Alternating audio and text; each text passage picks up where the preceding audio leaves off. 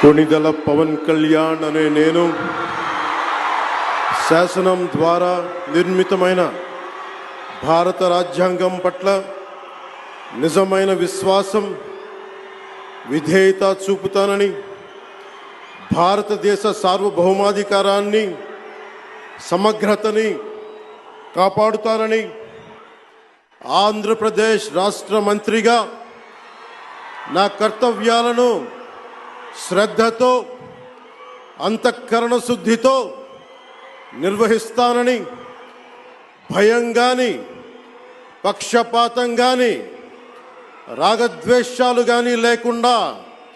రాజ్యాంగాన్ని శాసనాలని అనుసరించి ప్రజలందరికీ న్యాయం చేకూరుస్తానని దైవ సాక్షిగా ప్రమాణం చేస్తున్నాను.